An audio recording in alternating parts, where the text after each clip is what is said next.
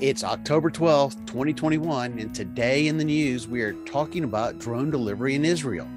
As part of the National Drone Initiative test operation, they are even bringing food to the beach. Sushi, that is. It's the part of the third phase of an 8-phase program. So in the next 2 years, tens of thousands of sorties will take place in the skies above Israel. It's all part of developing a national drone network. This national aerial network will benefit transportation and the delivery of medicines and retail goods.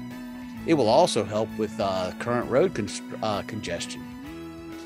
5 companies are participating in phase 3 of the program.